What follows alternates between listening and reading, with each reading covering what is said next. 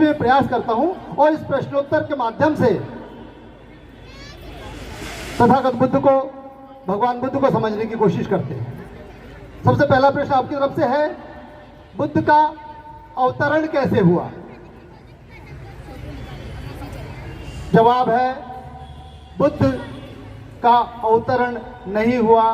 वह न आकाश, न पाताल, न पानी, कहीं से उत्पन्न नहीं हुए। वह जैसे हम सब अपने माता पिता के संयोग से हाड़ मांस के पुतले के रूप में पैदा होते हैं, ठीक वैसे ही बुद्ध भी अपने माँ बाप के संयोग से पैदा हुए थे। यानी उनका जन्म भी हमारे जैसे हुआ था। वह किसी के अवतार नहीं थे, उनका अवतरण नहीं हुआ था, उन्होंने हमारे जैसा जन्म लिया था। दूसरा प्रश्न है, यदि उनका अवतरण नहीं हुआ तो अभी आपने, एंकर मैडम ने भी कुछ देर पहले उनको भगवान कहा था, तो फिर उनको भगवान क्यों कहा जाता है? इसका जवाब है, भगवान यह शब्द पाली भाषा का शब्द है और यह दो धातुओं से बना है, दो धातुओं से बना है, भग और वान। भग का अर्थ होता है भंग करना, नष्ट करना, और वान का होता है तृष्णा। एक ऐसा व्यक्ति जिसने अपनी तृष्णा, अपनी मोह माया, अपनी वासनाओं का त्याग कर दिया था, नष्ट कर दिया था, ऐसे व्यक्ति को भगवान कहा जाता है। यह पाली भाषा का शब्द है। चूंकि बुद्ध ने भी अपनी पूरी तृष्णाओं का नाश कर दिया था, तृष्णाओं के नाश के बाद ही उन्हें बुद्धत्व प्राप्त हुआ था, इसीलिए हम उन्हें भगवान कहते हैं, क्योंकि उन्होंने अपनी तृष्णाओं का अंत कर दिया था। तीसरा प्रश्न आपकी ओर से है, जो मैं खुद से पूछ रहा हूं, कि यदि वो भगवान नहीं थे, साधारण मनुष्य थे, तो उनके पूजनीय कौन थे? वो किसको अपना ईश्वर मानते थे, किसको अपना आराध्य मानते थे? इसका जवाब है, बुद्ध ने यह ईश्वर रूपी एक जो धारणा है, ये जो संकल्पना है, ये जो विचार है, इस विचार को नकार दिया था। बुद्ध पूरी तरह से इस भौतिक जगत को मानते थे। भौतिक जगत, दो प्रकार के जगत की कल्पना की गई है।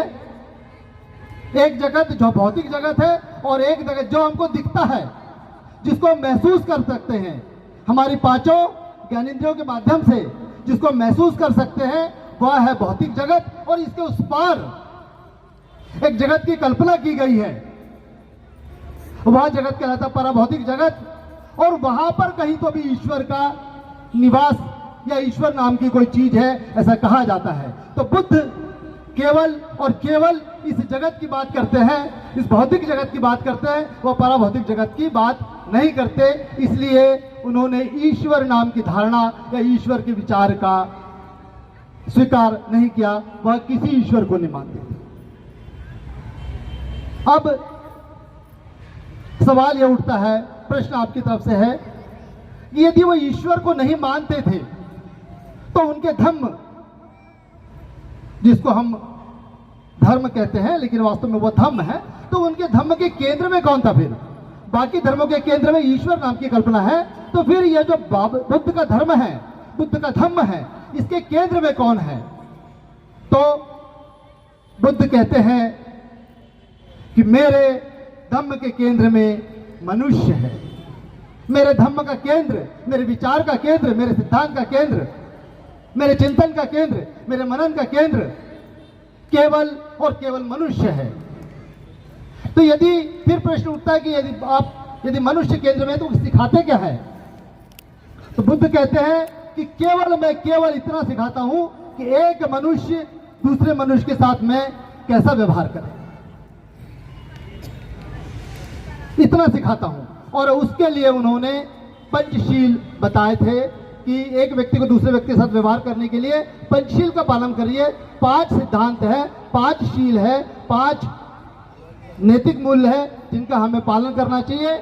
मैं प्राणी हिंसा से दूर रहूंगा, मैं चोरी नहीं करूंगा, मैं व्यभिचार नहीं करूंगा, मैं झूठ नहीं बोलूंगा और मैं किसी भी प्रकार का नशे का सेवन नहीं करूंगा। बस जब 5 बातें यदि व्यक्ति अपने जीवन में उतार ले तो वह अपने आप दूसरे मनुष्य के साथ में अच्छा व्यवहार करेगा। इसके आगे बुद्ध ने कौन सा सिद्धांत दिया? बुद्ध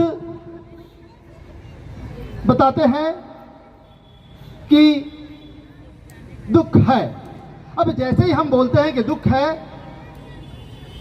तो अक्सर इसको लोग बाग बुद्ध के धम्म को, बुद्ध के विचार को एक निराशावादी धम्म के रूप में लेते हैं। लेकिन यह कतई बुद्ध यदि दुख को स्वीकार करते हैं इसका मतलब यह नहीं है कि वह निराशा की बात करते हैं। जैसे आप एक डॉक्टर के पास जाते हैं, यदि आप डॉक्टर के पास जाते हैं तो डॉक्टर सबसे पहले बीमारी को स्वीकार करता है कि हाँ आपको कोई बीमारी है, और जैसे ही वो स्वीकार करता है उसके आगे वो सोचता है बीमारी का कारण क्या है, क्या इस बीमारी को दूर किया जा सकता है, और दूर किया